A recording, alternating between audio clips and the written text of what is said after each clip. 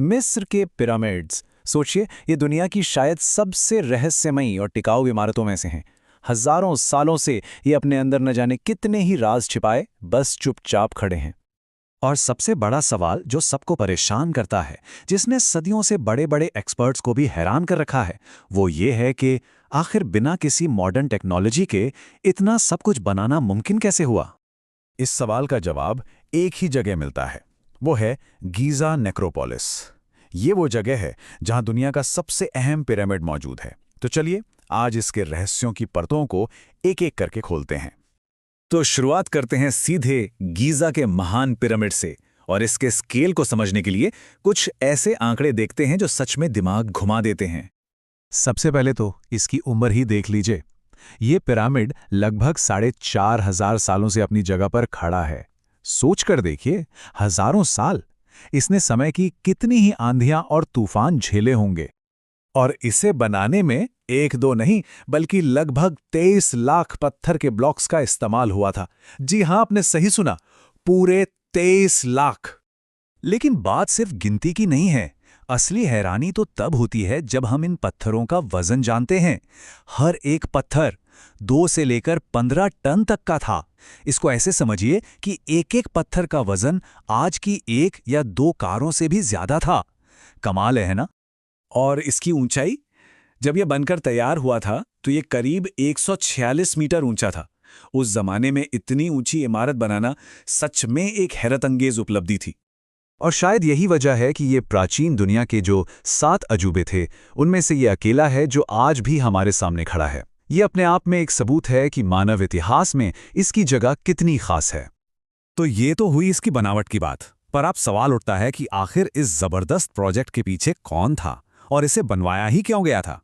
तो मिलवाते हैं आपको फ़ारो खुफू से। ये मिस्र के चौथे राजवंश के एक बहुत ही शक्तिशाली शासक थे, और उन्हीं के कहने पर इस महान पिरामिड को बनाया गया था। और ये जान के शायद थोड़ी हैरानी हो, पर इतनी बड़ी, इतनी विशाल संरचना का मकसद सिर्फ एक था, फ़ारो के लिए एक शानदार मकबरा बनाना, उनका आखिरी आरामगाह। लेकिन देखिए, ये सिर्फ एक मकबरा नहीं था। प्राचीन मिस्र के लोगों का ये मानना था कि मौत के बाद उनका राजा, उनका फ़ारो एक देवता बन जाएगा। और पिरामिड का ये जो विशाल आकार है ना, वो उसी दिव्यता का प्रतीक था। चलिए अब आते हैं उस सबसे बड़े सवाल पर, आखिर इसे बनाया कैसे गया। ये एक ऐसी पहेली है, एक ऐसा इंजीनियरिंग का पजल है जिससे वैज्ञानिक आज भी पूरी तरह से सुलझाने में लगे हुए हैं। तो देखिए, जो सबसे मानी हुई थियरी है वो ये कहती है कि पत्थरों को ऊपर पहुंचाने के लिए लकड़ी और मिट्टी के बहुत बड़े बड़े रैंप्स बनाए गए थे। फिर हजारों की तादाद में मजदूर एक साथ काम करते थे और रस्सियों और लकड़ी के रोलर्स का इस्तेमाल करके उन भारी भरकम ब्लॉक्स को उनकी सही जगह तक पहुंचाते थे। और हाँ, यहीं पर एक बहुत बड़ी गलतफहमी को दूर करना जरूरी है। कई लोगों को लगता है कि इसे गुलामों ने बनाया था, लेकिन ऐसा नहीं है। इसे बनाने वाले कुशल ट्रेन मजदूर थे। ये वो लोग थे जो अपने काम के माहिर थे, प्रोफेशनल्स थे। लेकिन कहानी यहीं खत्म नहीं होती। ये पिरामिड सिर्फ एक मकबरा होकर नहीं रह जाता। इसके अंदर कुछ ऐसे राज भी छिपे हैं जो इसे और भी ज्यादा फैसिनेटिंग बनाते हैं। एक पल के लिए कल्पना कीजिए, ये पिरामिड जैसा आज दिखता है हमेशा से ऐसा नहीं था। एक जमाने में ये चमकदार सफेद पत्थरों से ढका हुआ था। जब सूरज की रोशनी इस पर पड़ती होगी तो ये किसी हीरे की तरह चमकता होगा। आज जो हम खुरदुरा सीढ़ीदार ढांचा देखते हैं वो तो बस इसका अंदरूनी हिस्सा है। इतना ही नहीं, आज भी रिसर्च में इसके अंदर से छुपे हुए रास्ते और नए नए चेम्बर्स मिल रहे हैं। और एक और कमाल की बात, इसका जो ओरिएंटेशन है, इसकी जो दिशा है, वो सूरज के साथ एकदम सटीक तरीके से अलाइंड है। ये दिखाता है कि उन्हें एस्ट्रोनॉमी का कितना जबरदस्त ज्ञान था।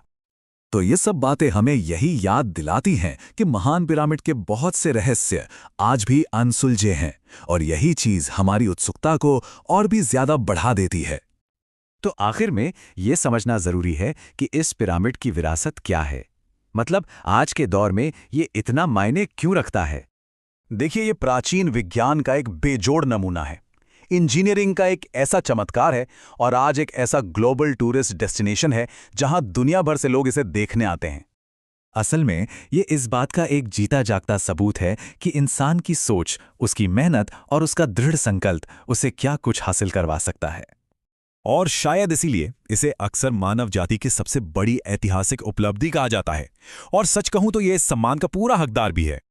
और ये पूरी कहानी हमें एक बड़े सवाल के साथ छोड़ जाती है कि दुनिया में और न जाने कितने ऐसे प्राचीन अजूबे होंगे जिनके रहस्य अभी तक सामने आना बाकी हैं।